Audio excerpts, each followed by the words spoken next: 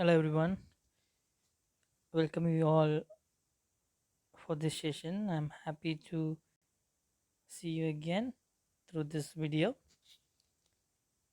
And in this model, we are going to see about the pros from grade 7. You all know that already the name of the process 0 hour, and it was written by the author Alexander Blade. Let us see something about the author. Alexander Blade was a popular American science fiction and fantasy author. The Brain and the Plotters are some of his other stories. So, commonly, he's a science fiction writer and he has written a lot of novels related to science fiction. The important stories are The Brain and the Plotters. So, that's enough, I think. Let us go for the summary of the prose. So, 0 hour is written by Alexander Blade. First of all, we should know the characters of that lesson. The important characters are Bobby, is a small boy, and his father, John Kendall, and his mother, Myra, and one of the senior scientists in the story is as given here. Let us start with let's start with the first para. Bobby has a secret. He knows that his father, scientist John Kendall, has built a rocket that is going to fly to the moon. And Bobby has decided to go aboard the rocket and fly to the moon. Behind the laboratory is an alley. In the alley, there's a lid one can lift up and a ladder one can climb down. Down the ladder, one reaches a sewer like underground space, except that is clean and has lights and wires.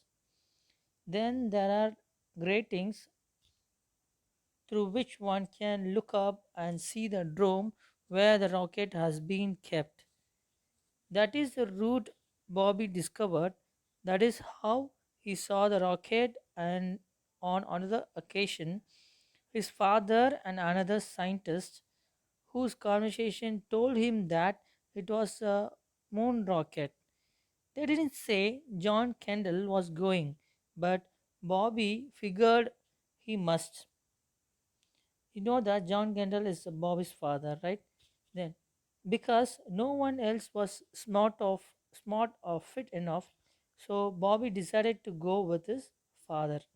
When the story opens, Bobby has just woken up on the morning of the big day, the day when he plans to get into the rocket and fly off. He has a toy rocket of his own. He goes out and pretends to play with it for a while till he can slip away without making his mother suspicious. He reaches the rocket and hides in a suitable place, all set to go to the moon with his father. So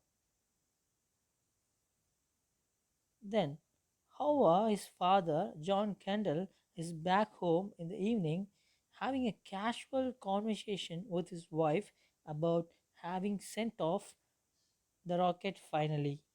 It is an explosion rocket that will throw die while telescopes will capture as a purple spot. If the venture is successful, the next rocket will carry human beings. Did Bobby go off all by himself in the rocket? Then, let's see what happened. Then, no. As John Kendall goes to his son's room, we find Bobby in his bed. He's surprised that his father did not go to the moon and relieved that he didn't know not go either. He decided to come back because at the last moment it occurred to him that if both he and his father went away, there would be no one to stay with his mother. John smiles, thinking Bob is talking about his toy rocket and his make believe moon missions. He remarks to himself how children always manage to get hold of secrets and what a wonderful dream world they live in. He does not realize that it is he who doesn't know how close Bobby had been to flying off in the rocket, that he had actually been inside it. So let us start with the video. After seeing this video, you can understand a lot.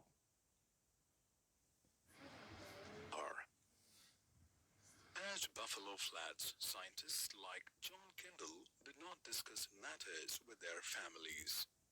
It was really thrilling for Bobby to know that father was going to the moon and he was going too. In the backyard, Bobby fussed around his space rocket and slipped away casually. The sewer was behind laboratory beam. It was not really a sewer. It was clean with wires and little lights. Bobby had not gone down at first, but curiosity had prevailed and he had gone back into it. Then he found the big, sleek, and shiny room. He did not know it was the moon rocket until he had listened to the scientists talking. He knew that at 4 o'clock the drone would turn into a blast pit and the rocket would shoot out to the moon. Bobby guessed his father would go because he was second only to Professor Schleimer, who was too old to make the trip. At first, the idea of going himself scared him, but he had made up his mind. John Kendall was late that night. He said, "Well, Myra, did you see the rocket?" How could I miss it, dear? Is it still a secret? "Not between you and me, at least. We fired an explosion rocket at the moon. If the experiment is a success, the next rocket will carry men instead of a bomb." John moved towards the bedroom. Bobby rolled over. Dad, I thought you went to. John sat on the bed and tousled Bobby's hair. "No, son. Did you see the rocket blast?" It went to the moon, didn't it? Gee, Dad. As long as you didn't go, I'm glad I didn't go either. "You are planning to make the trip too?" Uh-huh. I got into the rocket, but I got thinking about Mom. How one of us should stay and take care of her. "Smart thinking, son." John Kendall smiled as he left the bedroom. What a wonderful dream world children lived in. Too bad they had to grow out of it.